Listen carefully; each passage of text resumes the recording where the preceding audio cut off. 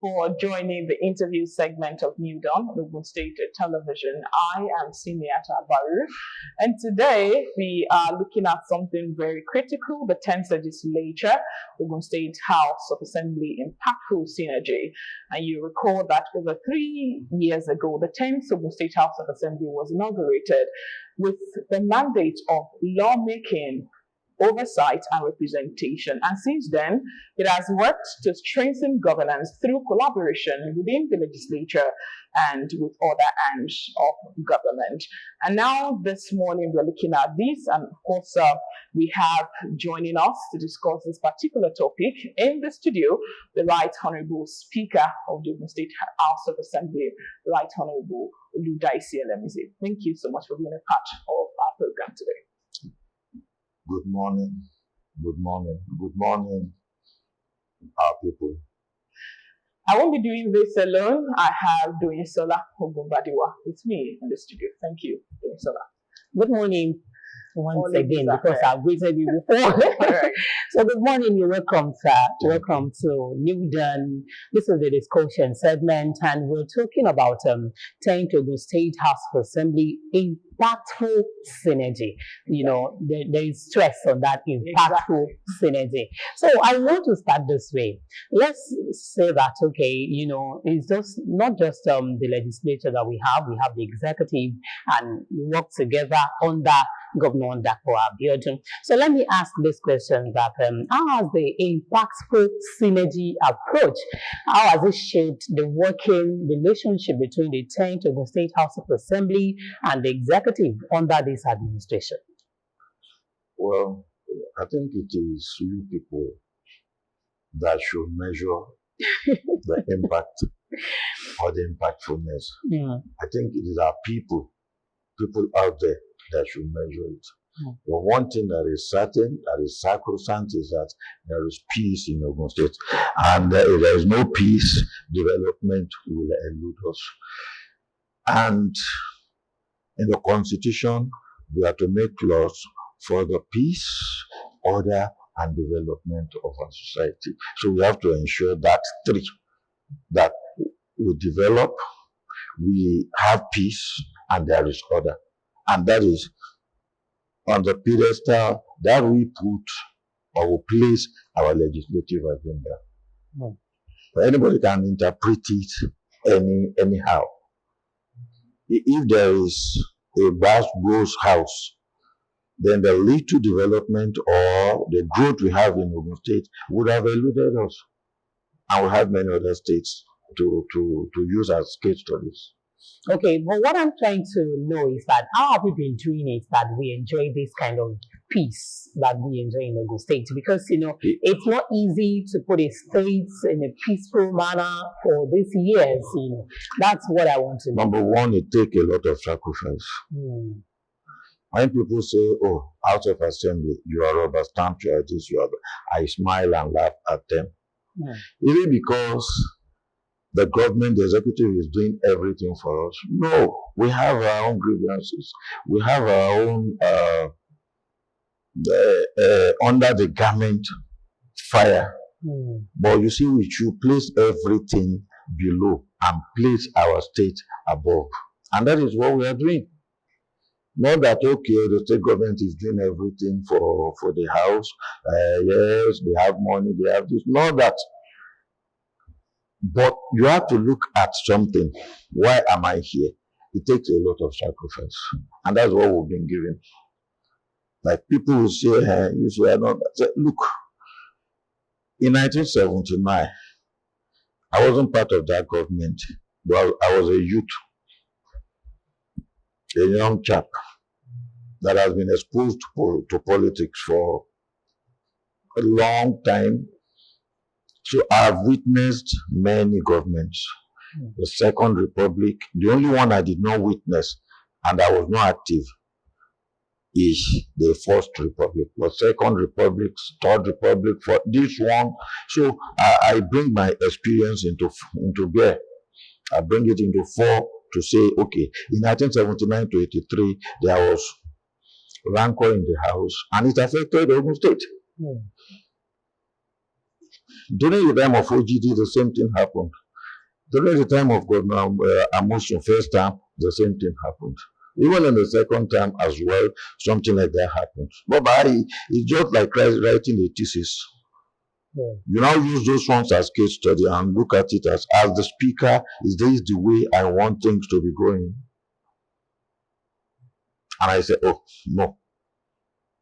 Let me to the area or the line of peace. And God has been gracious to us that we've been achieving it. But not that we are not facing challenges, not that we are not facing unfavorable circumstances in the government. Share part of the favorable circumstances so that people can also understand the kind of heat you go through. And then we'll be able to appreciate What the you level do. of sacrifices you also make it. Maybe you should have, you see, I may not be prepared to say all, but what I can tell you is that what most of the populace are complaining about, we too are complaining about it. Okay, you have been at the forefront of the push, to have, full financial and administrative, autonomy of state legislature. And of course, I know that that's also part of the things on the table. Or I don't know where we have not gotten that, and that is part of what we are sacrificing. That is, you look at a bigger picture. That okay, do we go headlong with the executive because we don't have financial autonomy, so to say? But let me tell you the autonomy we have. If we say we don't have autonomy, legally and constitutionally, that is wrong.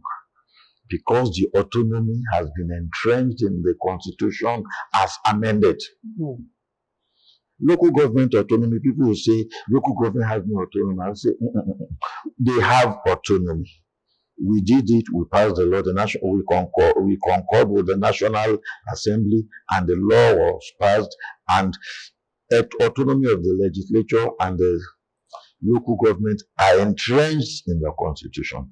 But let me tell you, governors play a very pivotal role.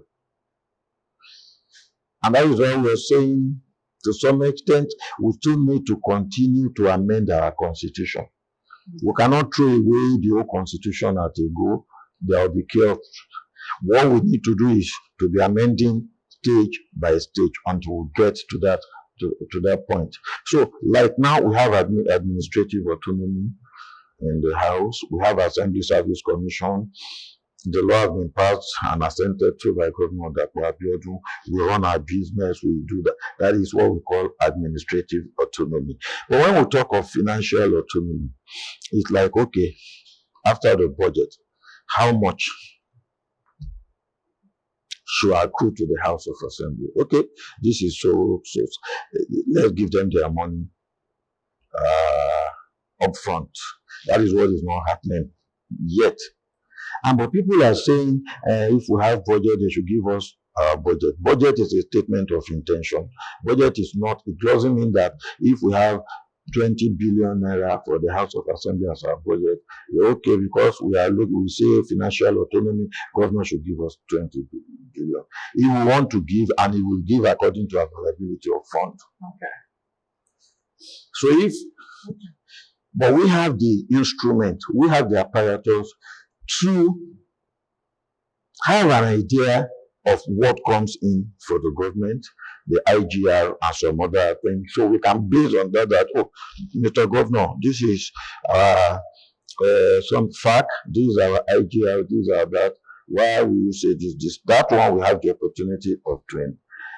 So that is it. And if they want to see a first line charge, I think if the federal is willing to implement the full autonomy the way they call it, they can be sending our money directly from the federal. Okay, talking about the federal government now, recently, and of course, almost like 4 times now, the president has repeatedly, mentioned the role of the governors, and of course, trying as much as possible to throw them under the bus, sort of saying that they have more resources and that they should reprioritize whatever it is they are doing at the moment. government. Is that really not an indictment on the House that you are also not doing so well in terms of oversight of what the governors are expected to be doing in states with states' resources? Okay, we are just passing buck here and there. Okay, when last did this government go borrowing? It's been long. So what else do you expect the House to say? The president says, I am giving you enough money. Okay. And the governor is not borrowing. What do you do? If you keep borrowing now, we can say, oh, God, I should be president, he's doing this, that. But he's not borrowing. So it means he's judiciously making use of the funds being spent. That is what we will assume. Assume. Yes, that's what we will believe. Okay. Whatever they tell us, we'll look into the books. But if they want to be plain and honest, the books will be plain and honest. But if it is, the more you look, the less you see. Is it the case? It's not the case. I'm just telling you. Okay. I'm just telling you. Okay. We have not faulted our governor on that basis. Okay. We have not faulted him on that basis. So there's no reason for head-on collision. If we have any reason to fault him, people will say, oh, this oversight, you are not doing this, you are not doing that. As I'll tell them, in the area of contracts now, roads, because that's what people talk most about. I said, as a construction expert,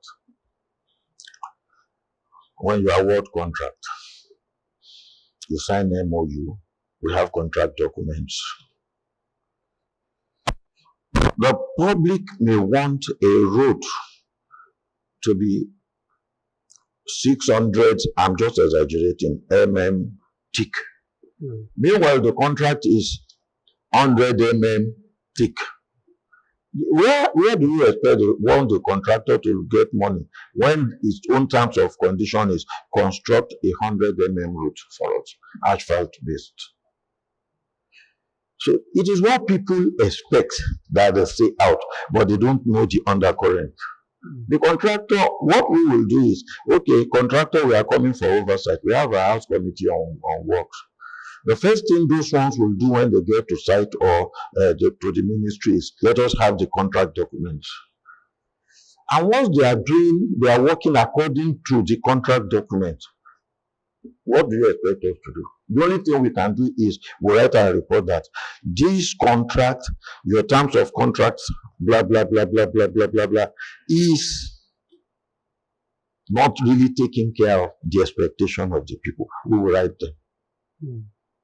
And if the governor will now say, or executive will now say, okay, you are talking 600. This 100 is 10 billion. 600 will be 100 billion. We cannot afford that.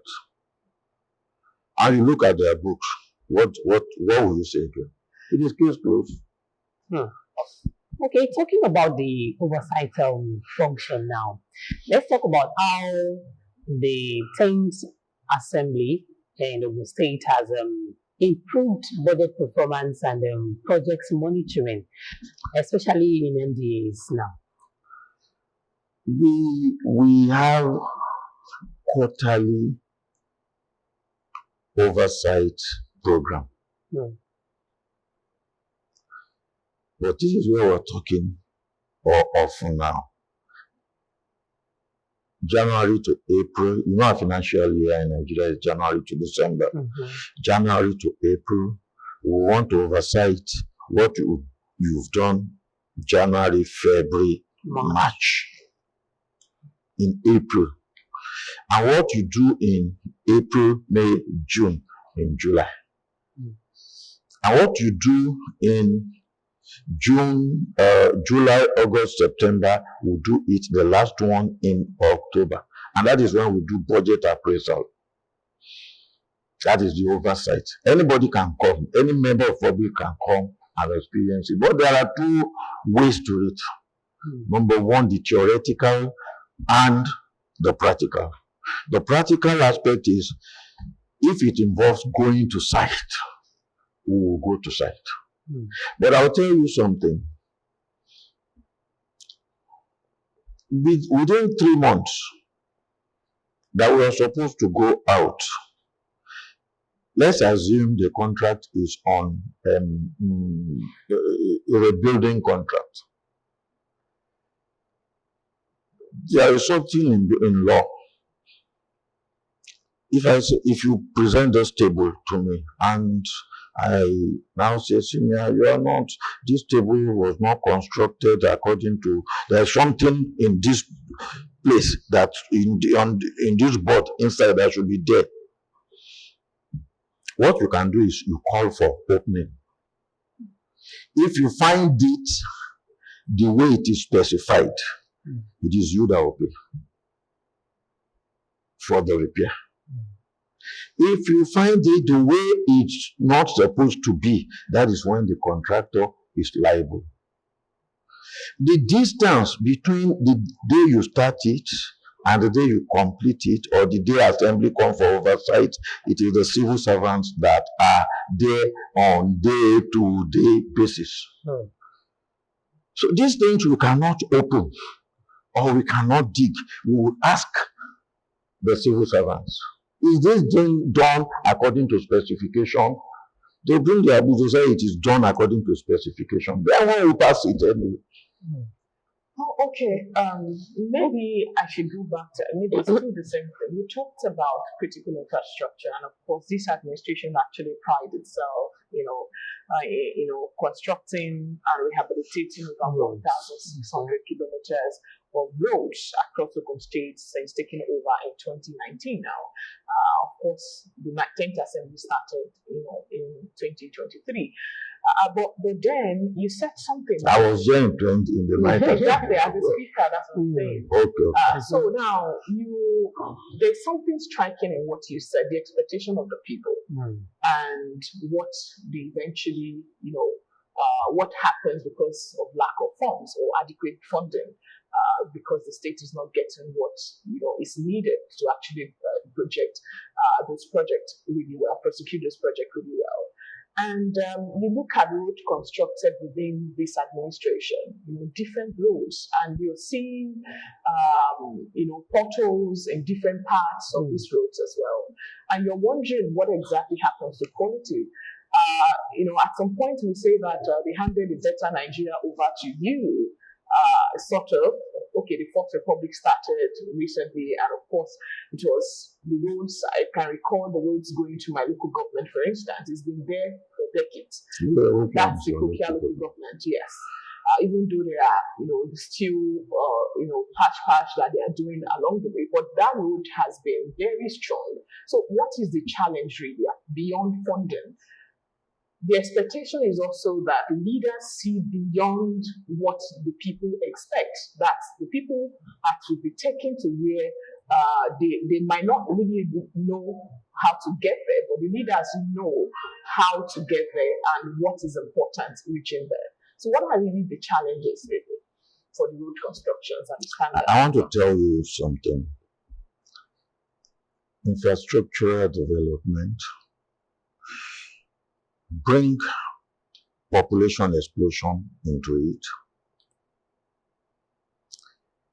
The level of enlightenment or civilization of the people. Presently, government is kept on its toes, and the pressure is more than that time you were talking about. Okay. Government will tell them in those days, and people will say, okay, continue. But these days, you are not doing this, you are not.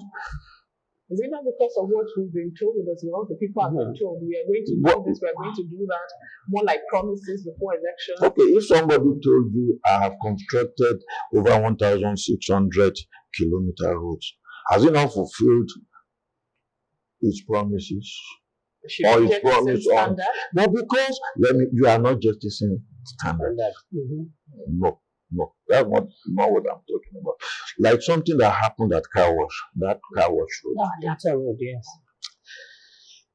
When Governor Dapo came to land to commission that road, Kabisi Alake spoke, the honorable representing that place, the member of House of Reps, a lot of people spoke, and Governor said, okay, we are going to begin that route. But they have forgotten something, that we are taking into the raining season. If the government should, if he had left it for a month or two, yes, he promised us. And the man said, okay, contractor, bring your thing. They went into action. And when the section was washed away, I drove there myself and I saw what was happening. And as a construction man, I faulted the contractor, I faulted government, I faulted the people. Number one, that portion from car wash, I can't even say from Adaton Junction, but from car wash down to Ashiru Junction. If you do the soil test, you'll see that it is silty and clay. Clay, buckle, clay expand, silt expand with moisture. If they want to do that place, find that, okay, 50 years, nothing. They will dig, they can dig as well as deep as this overhead. That is room overhead. And now fill. Number one, government may not be able to afford it. Number two, maybe if we had waited a bit for the rains to subside, I will now fill with laterite of stone base that is not as deep as what should have been done. I will now compact it, will now asphalt. Maybe that would not have happened. I said maybe. And the filling station down there that blocked drainage waste because of his own concern. You cannot blame him. An average human being is selfish. And emptied their own water onto something that was just done. And this water penetrates under and clay buckles. And it pushes the asphalt. Yes, the people are right. They should say, giving approval for such to happen in the first place. Also. Yes. Populace constituents are like women. Sorry about that. I'm interested. If the husband, maybe he wants to buy a phone, and the wife is insisting, you must buy me a car at all costs. It's to rain. But for things to rain, he went ahead and bought a car. And other things start falling off and failing. You know what the woman will tell you? But madam, you see that I'm a woman now. You should have told your ground. I said they are like. Okay. They are like. Okay. So once it has happened, you just say, madam, sorry, I am very sorry. And that is what we say. We are very sorry. But sorry cannot amend many things. We are trying to. That's why I think we put so much expectation on our leaders, as the people. And it's not also incorrect to do that because, of course, for anybody that wants to be a leader, should be responsible to those responsible, or be how did the president high level. Apart from high level, the skin that is thicker than that of an elephant. Yeah, exactly. So people abused me. Last week they still abused me on OGHA road. And I saw it online. Somebody sent it to me. You are not. And I called that person. I put a call through to him. I said, recently there were palliative done on that road. I agree. Are you aware of how much money I spent from my pocket to fix those? You are doing it. That is it. If we don't, I said, look. And already we have been on that route.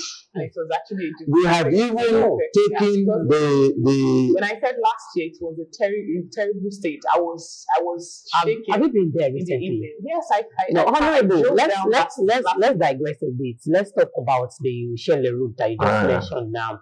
Really, there were palliatives, but at the same time, if you go there now, in fact, you see the condition of that place, especially from that primary school when you leave camp, from that primary school to that Shelley Gates. You can testify. Okay, now that is. So you are talking as a populist now. Of course I am. You're talking as a populist. But are you aware that that road is a federal road anyway? Yes, I know. But it is APC all over. That it has been approved. Yes. It has. It's now in 2026 budget.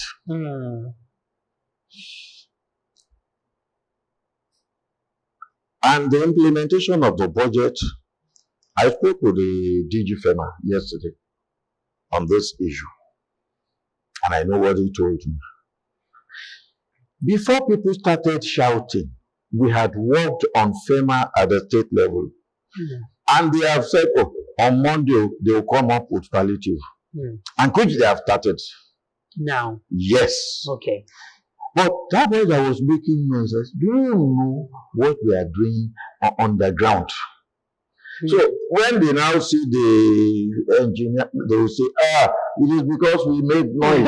It is because we pariwo. No, not because we pariwo anything. We are proactive. Constant conversation with the people, yes. Because from two things when you have constant conversation, expectations, and if somebody is not attending to their plights or talking to them, it's easy to make conjecture. It's easy to assume you're not doing anything.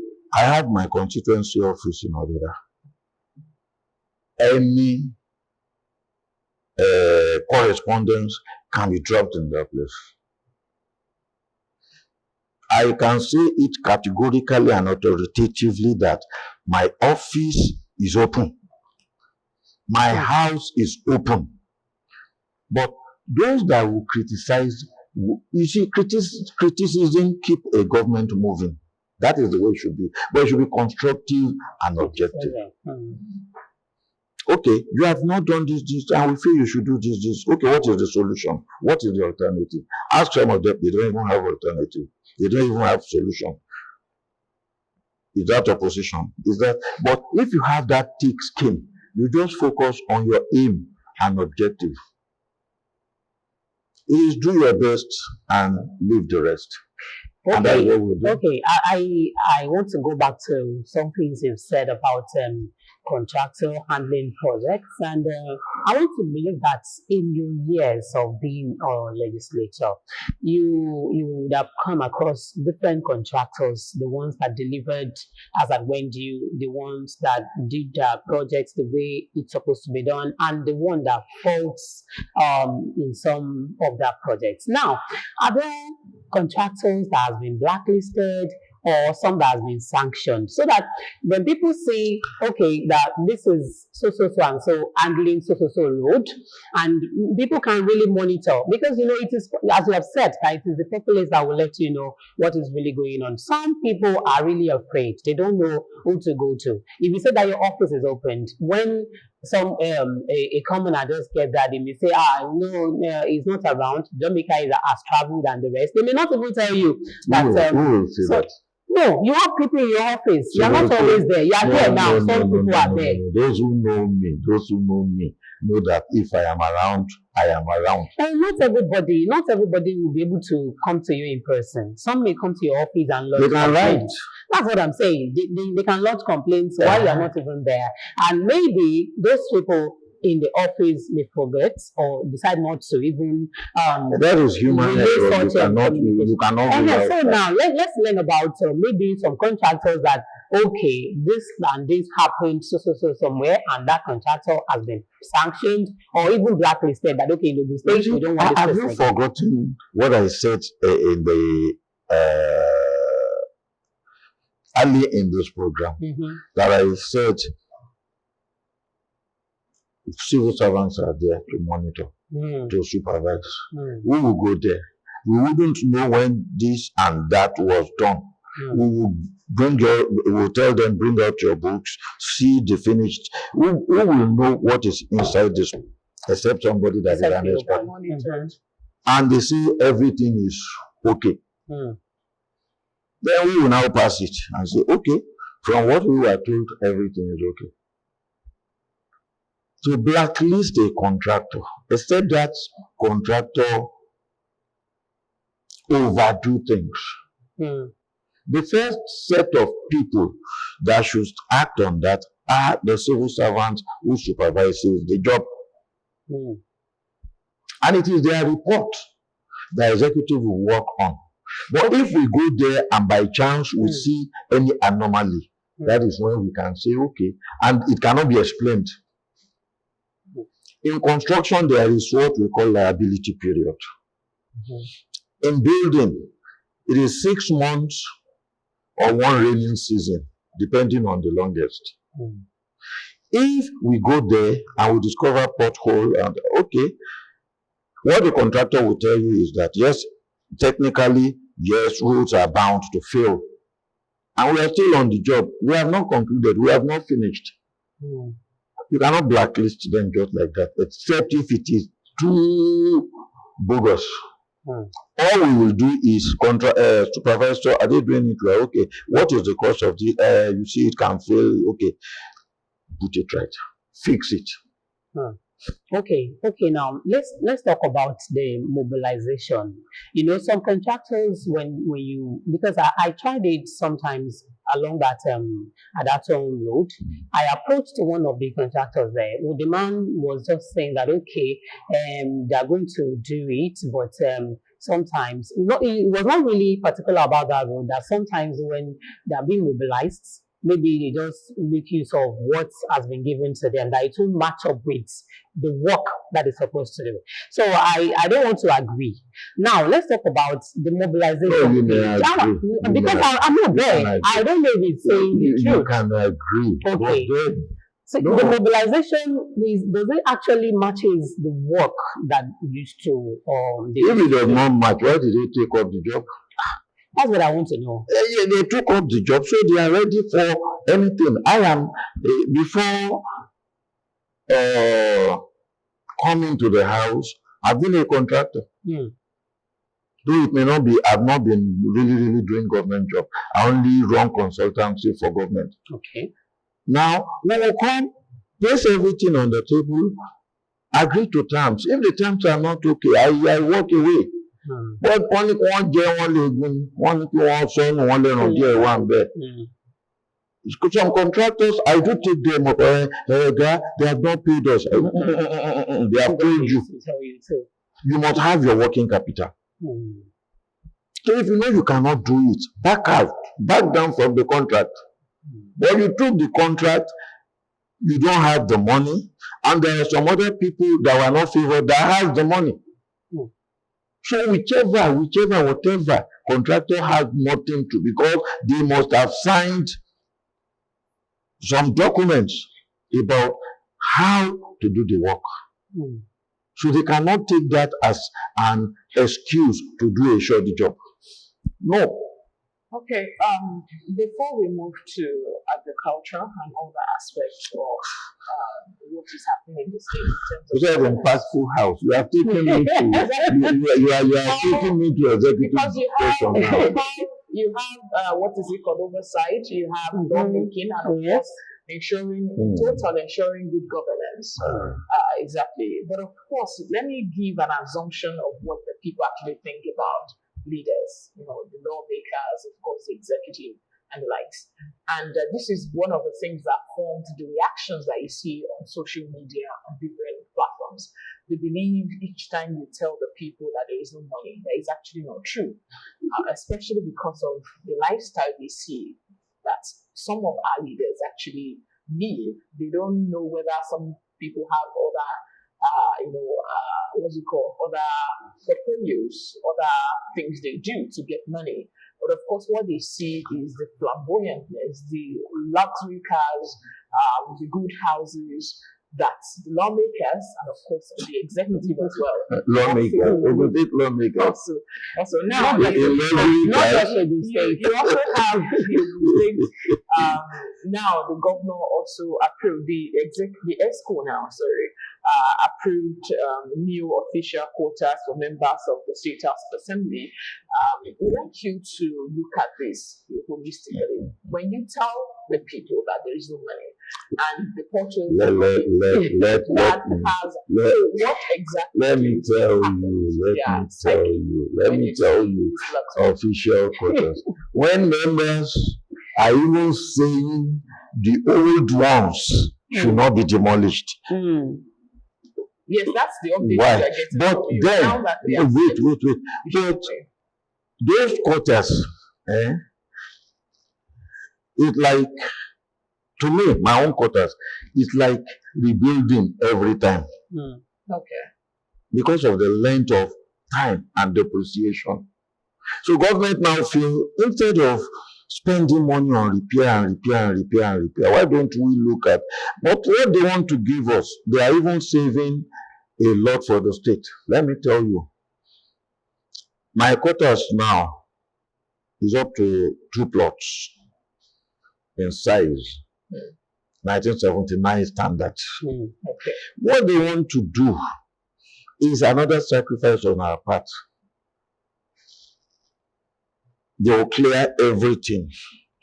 And a space that has been used to build 30 structures will now house 60 structures.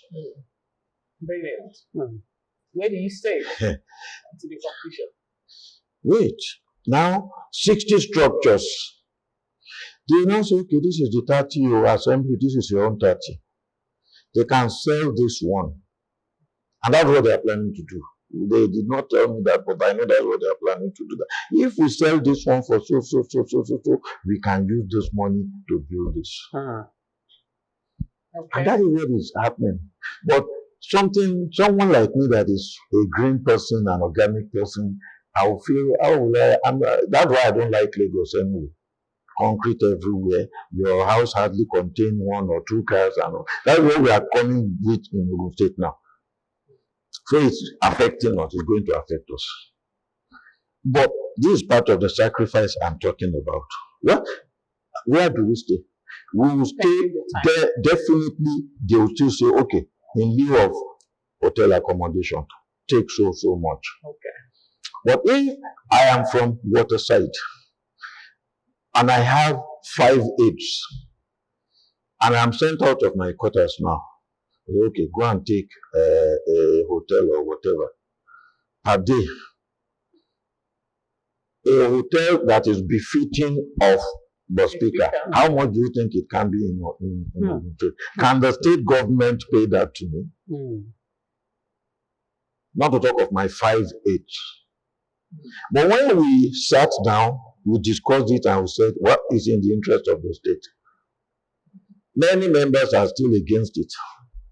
But I told them, this is in the interest of the state. I made a issue. If they are not going to take money from the house, they are not going to take money from the government. The land is there. They can pack us together. It's like pushing us together. And they have said this, they are not going to take anything from government money. But they will sell this. And the land is there anyway. I fenced my own. That is not my own. Exactly. My boys put rabbits there, they put turkeys there, they put. So the land is being underutilized. So what do we do? Than to say, okay, if you want to know you want to do this, where do we live? And what they have even offered is to me. I know where I stay, I know where I live. They cannot give me the standard of where I live. They cannot give me the standard of where I stay.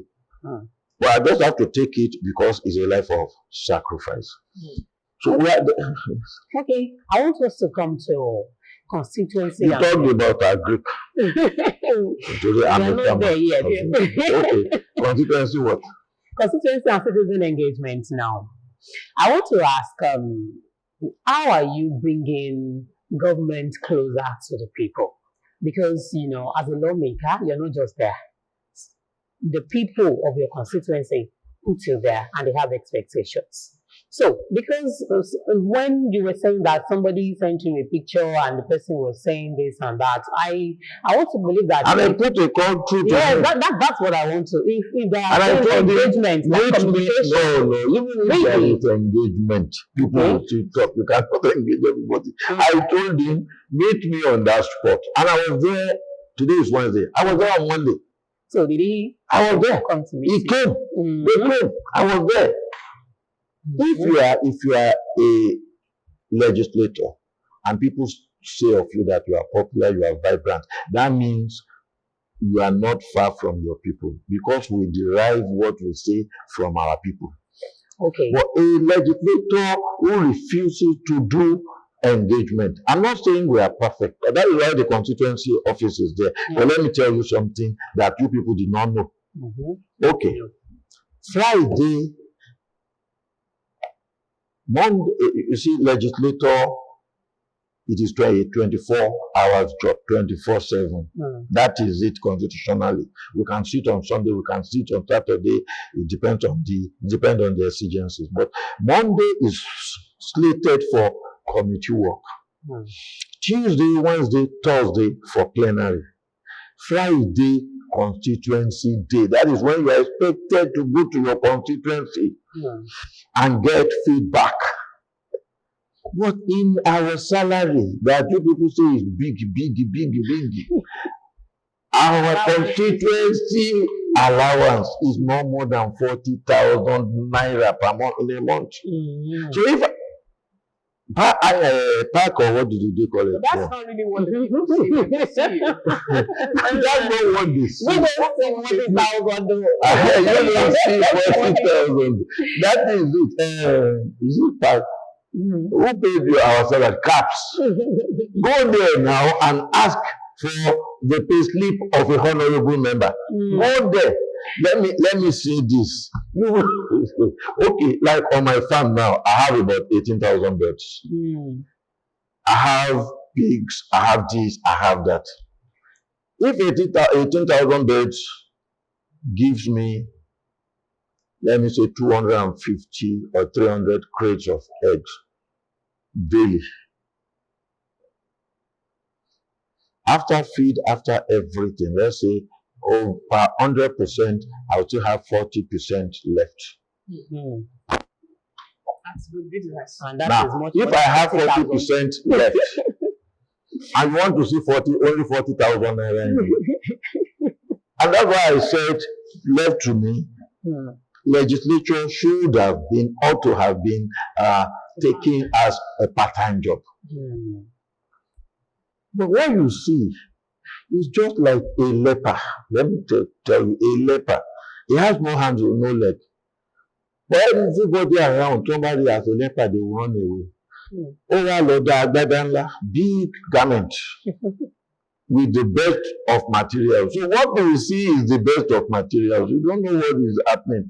At times, my wife will come to me in the room that when I have done Bobo Wala, say, even my son, every morning in the toilet, Baba, that's what they call me. If I answer not, or I did not answer on time, so you are making me worried. Because they knew how I slept. But you people don't know that now. It's like that about the convoy. Well, I think it's important the other side of leaders is also being talked about, because of course we say the social media life, where they show what is beautiful, the luxury cars and the lights, and of course this has to do with the next generation as well, and for people that look up to you to do all sorts of things as well.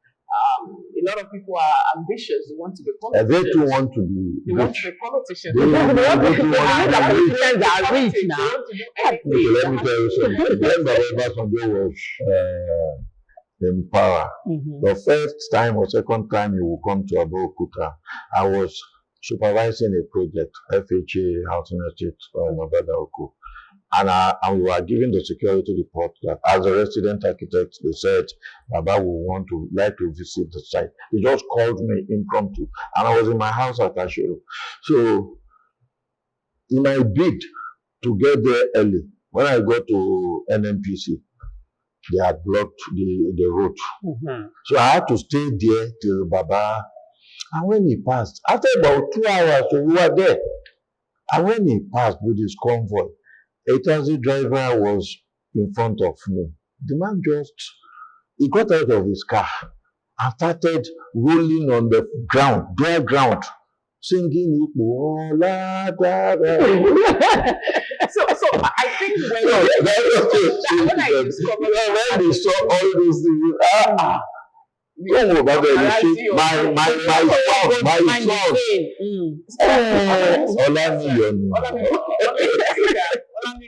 what am I saying? When I discovered we're going to be having this conversation, the memory just flashed, while I was growing up, in Agoshasha to be precise. And of course, I look at the life of ordinary people that are so hopeful that the future is going to be better for them. And you've seen, political leaders coming out these days with different packages, scholarships, from secondary school, some get it, higher institutions and the likes. And that's impressive, really. As a lawmaker, do you think about those people, when you make laws more often, the people that have nothing? We think about them, and on our own, we do a lot. I have students, especially of SC, FUNA, that are on scholarship from me. They are even more than 10. That is giving back to the society.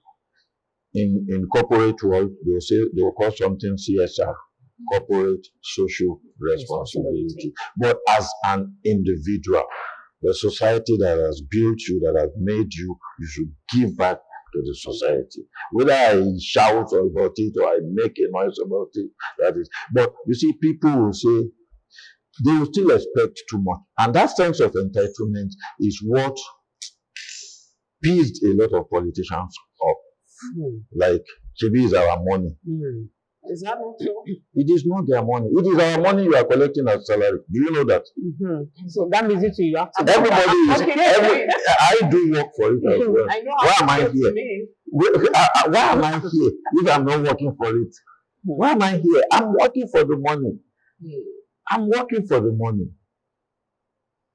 But because they feel this is our money. We did not unconsciously build that culture of entitlement based on the culture, the religion. Well,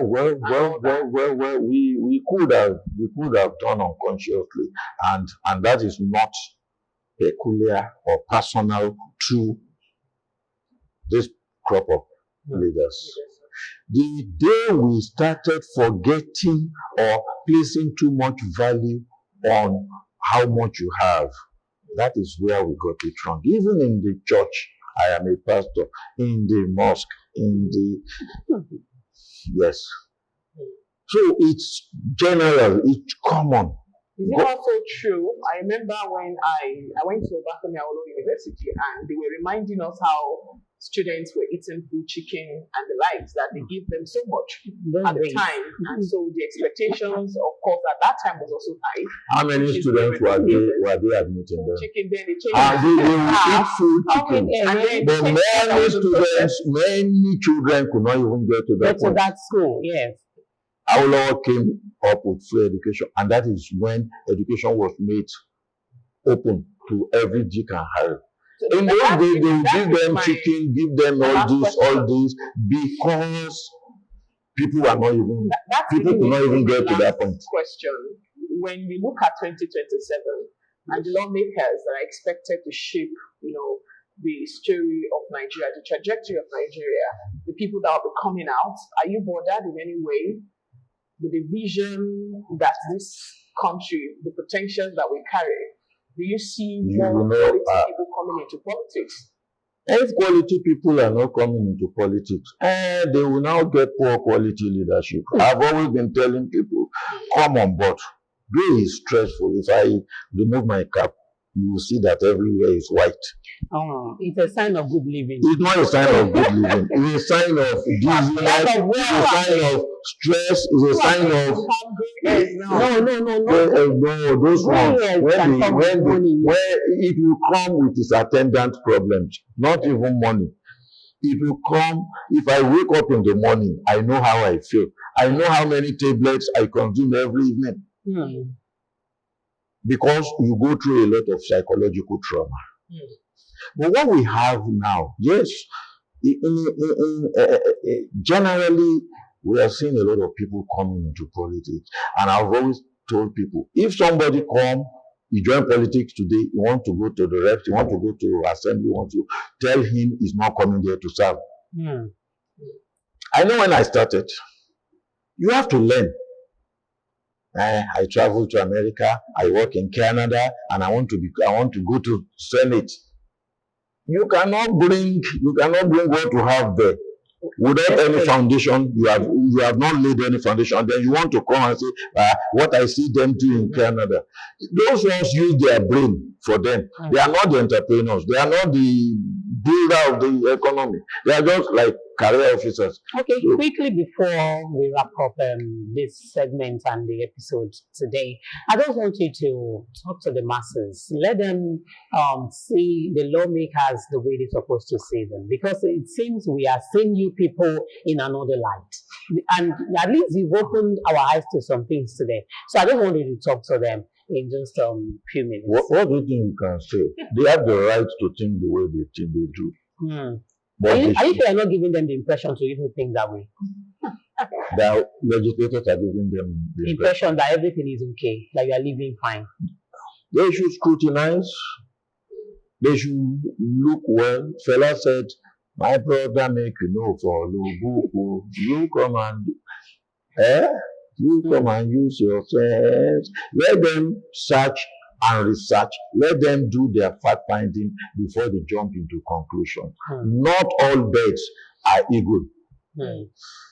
Not all birds are eagle. That's the message of the Speaker of the Ogun State House of Assembly. We've been having a very nice conversation here, and he has been able to reveal so much that our assumptions, doubting Thomas's, the things that we believe to be true about them and the ones that are actually not true has been debunked to a large extent. So we want to say thank you so much, Honorable Speaker. Thank you for putting me on the hot seat. Alright, so so now we have to go. Yes, we have to go. Thank you for watching today's edition of New Dawn. Do join our colleagues on Friday for another edition. Doyin Salah Ogunbadewa is my name.